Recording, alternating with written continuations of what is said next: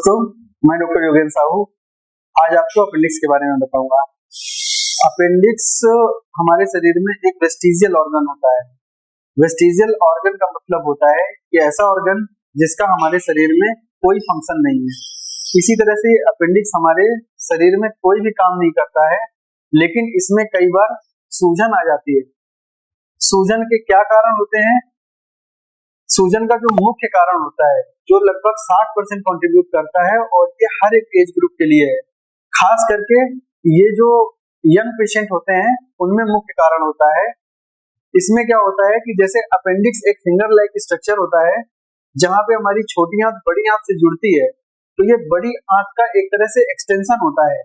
तो finger like structure होता है, उसमें अंदर की तरफ जो लिम्फोइड टिश्यू होते हैं उनकी संख्या बढ़ने लगती है और उनकी ग्रोथ बढ़ने लगती है, जो कि एक एज तक ये तेजी से बढ़ता है। जब कई बार संख्या और ग्रोथ दोनों लिम्फोइड टिश्यू की बढ़ती है, तो वो ल्यूमेन को क्या करते हैं? ब्लॉक कर देते हैं। ल्यूमेन में जो सिक्रीशन होता है वो बाहर नहीं जा पाता और वो वहां पर इंफेक्शन करता है। इंफेक्शन करेगा, उससे इन्फ्लेमेशन होगा। इन्फ्लेमेशन से साइन ऑफ इन्फ्लेमेशन आने चालू होंगे। साइन ऑफ इन्फ्लेमेशन क्या होते हैं? जैसे रिबॉर मतलब वहां पर रेडनेस आएगा, कैलोर मतलब वहां पर हीट जनरेट होगी, गर्म लगेगा छूने में। गर्म क्यों होता है? क्योंकि वहां पर इन्फ्लेमेशन की वजह से ब्लड सप्लाई ज्यादा होती है। फिर ट्यूमर, ट्यूमर मतलब स्वेलिंग होगी, और डोलोर, डोलोर मतलब पेन होगा वहां पर। दूसरा जो कारण है जो 30% कंट्रीब्यूट करता है लगभग, वो है फीकोलिथ। फीकोलिथ मतलब जब कभी स्टूल हार्ड हो जाता है तो वो कई बार जाकर के उसके ल्यूमेन में जाकर के इम्पैक्ट हो जाता है। तो जब ल्यूमेन को ब्लॉक कर देगा तो भी सेम कंडीशन होगी कि जो वहां पर सिक्रीशन होते हैं मॉइस्ट करने के लिए उस ल्यूमेन को, तो वो वहां पर बाहर नहीं निकल पाएंगे और उस जगह पर धीरे धीरे इन्फेक्शन होगा, इन्फ्लेमेशन और फिर सूजन आ जाएगी। और जो अदर कारण है उनमें एक मुख्य कारण है कि वहां पर पैरासिटिक इन्फेक्शन हो सकता है। जैसे कई बार पैरासाइट जो होते हैं हमारे बाउल में, वो जाकर के वहां पर इन्फेक्शन पैदा कर देते हैं।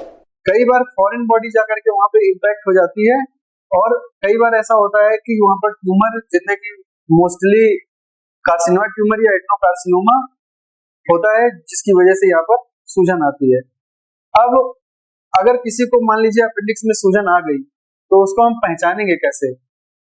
उसको पहचानने के लिए जैसे सपोज करिए कि हमारा ये पेट है, इस पेट को हमने 4 क्वाड्रेंट में बांट दिया, नाभि से लेकर के ऊपर की तरफ 2 क्वाड्रेंट और उसके नीचे 2 क्वाड्रेंट। तो जो नाभि के ऊपर के क्वाड्रेंट है, तो दाहिने साइड में ये राइट अपर क्वाड्रेंट हो गया और ये राइट लोअर क्वाड्रेंट हो गया। तो जो नीचे का क्वाड्रेंट है, राइट लोअर क्वाड्रेंट, वहां पर पेन होता है।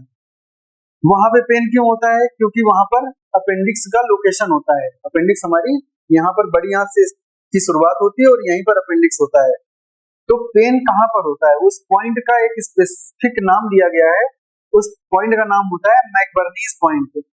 ये मैकबर्नी पॉइंट क्या होता है कि आप एक काम करिए कि जैसे ये हमारी नाभि है, और नाभि और एक यहाँ पर बगल में एक हड्डी होती है राइट साइड में आगे की तरफ, जिसे हम लोग बोलते हैं एंटीरियर सुपीरियर इलियक स्पाइन। तो नाभि और एंटीरियर सुपीरियर इलियक स्पाइन के जो बीच की डिस्टेंस है, इसमें आप नाभि से 2/3 डिस्टेंस ले लीजिए, तो जो पॉइंट आएगा उस पॉइंट को हम लोग बोलेंगे कि ये मैकबर्नी पॉइंट है। और इसी जगह पर जब आप प्रेस करेंगे, पेशेंट को पेन होगा, इसका मतलब है कि उसको अपेंडिक्स में सूजन हो सकती है। कई बार ये पेन पेरिअम्बिलिकल रीजन से स्टार्ट होता है और जा करके मैकबर्नी पॉइंट में आकर के उस जगह पर स्पेसिफिक दबाने पर उसको एहसास होता है मरीज को कि यहाँ पर हमको दर्द हो रहा है। अगर किसी मरीज को ये चीजें हैं, तो हम लोग कैसे पहचानेंगे कि भाई इस मरीज को अपेंडिक्स में सूजन है? उसमें पहला तो होता है कि पेशेंट को राइट लोअर क्वाड्रेंट में पेन होगा, मतलब दाहिनी तरफ पिछले हिस्से में दर्द होगा। दूसरा रिबाउंड टेंडरनेस, जिसको हम लोग लंबर साइन बोलते हैं। तो रिबाउंड टेंडरनेस क्या होता है कि जैसे हम यहाँ पर पेशेंट को प्रेस करेंगे राइट साइड लोअर क्वाड्रेंट में, प्रेस करने के बाद प्रेस करने में पेशेंट को पेन का फीलिंग नहीं होगा। जब हम उसको छोड़ेंगे तो पेशेंट को पेन का फीलिंग होगा। मतलब दबाने में पेशेंट को पेन नहीं होगा, छोड़ने में पेशेंट को पेन होगा, इसको हम लोग बोलते हैं रिबाउंड टेंडरनेस। तो पहला राइट लोअर क्वाड्रेंट में दर्द होना, दूसरा रिबाउंड टेंडरनेस होना, और जब हम खून की जांच कराते हैं तो उसमें टीएलसी काउंट बढ़ा हुआ आता है। टीएलसी काउंट बढ़ करके आने का मतलब है कि कितना होना चाहिए, नॉर्मल टीएलसी काउंट 4000 से 11000 होता है। अगर 11000 से ज्यादा आ रहा है आपका तो हम लोग बोलेंगे कि हाँ ये हमको क्लिनिकली ऐसा लग रहा है कि ये आपका अपेंडिक्स में सूजन हो सकता है। और हम लोग कैसे जान सकते हैं इसको, तो इसके लिए इमेजिंग स्टडीज होती हैं। इमेजिंग स्टडीज में जो सबसे बेस्ट होता है वो होता है सीटी स्कैन। सीटी स्कैन हम लोग किसी भी एज ग्रुप में करा सकते हैं, लेकिन जो प्रेग्नेंट महिलाएं होती हैं और जो बच्चे होते हैं पीडियाट्रिक एज ग्रुप के, तो उनमें हम लोग अल्ट्रासाउंड इसकी डायग्नोसिस के लिए रखते हैं, और बाकी जो बेस्ट मॉडलिटी है वो सीटी स्कैन है। अब इसके कुछ साइन होते हैं, स्पेसिफिक साइन, जिनसे हम लोग और अंदाजा लगा सकते हैं कि हाँ इसमें जो है अपेंडिक्स में सूजन है। जैसे एक साइन होता है जिसको हम बोलते हैं रोबसिंग साइन। रोबसिंग साइन में क्या होता है कि आप बाईं तरफ मतलब लेफ्ट लोअर क्वाड्रेंट में ऐसे प्रेस करेंगे तो पेशेंट को पेन फील होगा, रिफर्ड पेन होता है, वो पेन राइट लोअर क्वाड्रेंट में फील होगा, मतलब आप इधर दबाएंगे उसको इधर फील होगा। एक साइन होता है जिसको हम बोलते हैं श्वास साइन। श्वास साइन में क्या होता है कि मरीज सुपाइन पोजीशन में लेटा हुआ है, उसका जब हम लोग हिप का फ्लेक्शन या एक्सटेंशन करते हैं तो पेशेंट को पेन फील होता है राइट लोअर क्वाड्रेंट में। एक साइन होता है जिसको हम लोग बोलते हैं ऑपरेटर साइन। ऑपरेटर साइन में क्या होता है कि पेशेंट सुपाइन पोजीशन पे लेटा होता है और उसमें हम लोग क्या करते हैं कि पेशेंट की थाई को फ्लेक्स कर देते हैं, और फ्लेक्स करके जब इंटरनल रोटेशन करते हैं, इंटरनली रोटेट करते हैं, तो फिर उसको पेन होता है राइट लोअर क्वाड्रेंट में। तो ये 3 साइन हो गए। हम लोग जो मैंने आपको बताया कि पेशेंट को राइट लोअर क्वाड्रेंट में पेन हो, रिबाउंड टेंडरनेस हो, साथ में ल्यूकोसाइटोसिस हो। इमेजिंग स्टडीज हमने करा ली, इसमें सीटी स्कैन मैंने बताया कि बेस्ट होता है इसके लिए, और अगर प्रेग्नेंट वुमेन है या पीडियाट्रिक एज ग्रुप में तो अल्ट्रासाउंड बेस्ट होता है। इस तरह से हम लोग इसको पहचान लेते हैं कि भाई इसको अपेंडिसाइटिस है।